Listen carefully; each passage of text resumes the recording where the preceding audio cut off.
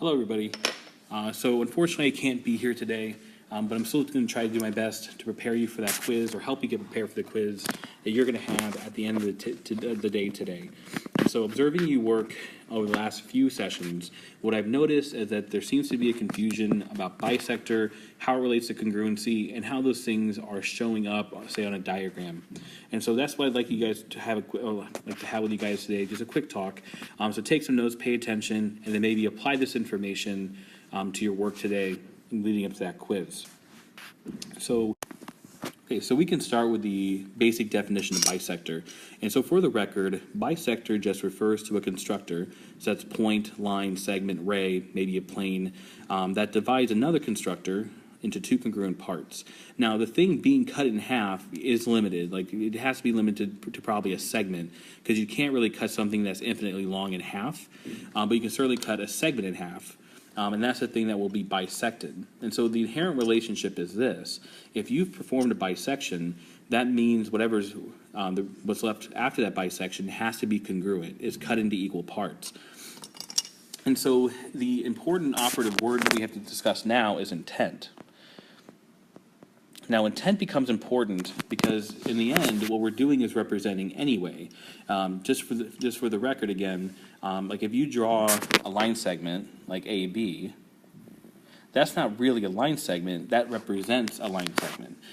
Recall that line segments are actually defined as a series of collinear points. Points are not tangible. We can't actually see them. And so what I have drawn on the screen now is simply representing what a line segment could be. This is why intent's really important. Because that's not actually a line segment, I have to make sure that what I want to convey, what I intend to draw, is very, very clear and communicated to whoever is going to read the diagram. So if I'm going to put a bisector on AB, if I'm going to cut it in half, I know the bisector has to go pretty much right here. Okay? But if I leave it at this, and this is what I turn in and call a bisected segment, the intent of this bisection is not clear because I'm not explicitly making it known that the resulting pieces are congruent.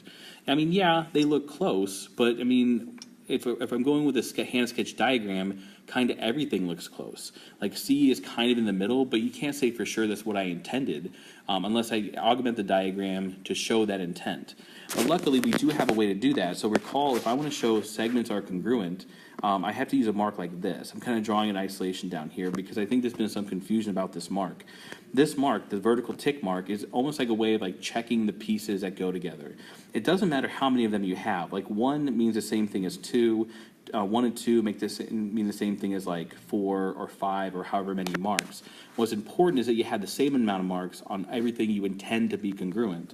And so if you want to show and know and let it be known that AC is congruent to CB because C is a bisector and bisectors result in congruent parts, you have to back that up by marking the diagram too. Now again, I just chose one because I wanted to choose it. It means no different than if I had 2 marks each or I had 3 marks each. What's important is all the pieces that I want to show are congruent, that I show are intended to be congruent in my sketch, have the same number of marks.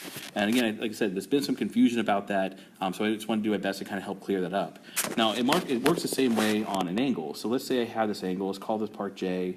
Let's call this part F. Let's call this part C. Make that a ray.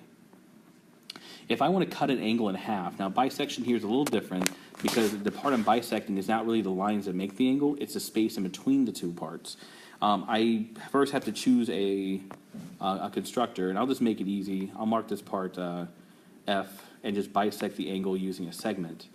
Yeah, it kind of looks like I cut that space in half, but I know nothing is perfect because there's a representation, and so I have to mark the angles. Now, it works the same way down here, except I'm going to use arcs. And so, like, 1 mark matches 1, double arcs, triple arcs, whatever. Point being, if I mark this one with an arc, let's make it a double, as long as I mark this one the same way, I can show clearly that the intent is that angle, let's see, LJF is congruent to angle FJC. Without those marks, you can't actually claim that this has been bisected because you can't actually claim they're congruent, even if they look super, super close. That inherently is a difference between accuracy and precision in the context of geometry. Okay? So I hope that helped clear something up. So take a second, jot that stuff down in notes, because you're going to need this today moving forward. Because like I said, you will have that quiz towards the end of the hour. You're going to have some time afforded to you to practice. The sub is going to have you practice in a very particular way, so please make sure you're paying really close attention to instructions. Practice. Like I said, you'll have that quiz, and then we'll look at those results on Wednesday. So have a wonderful rest of your day. Good luck on the quiz. Work really hard. Get a good grade. Thanks.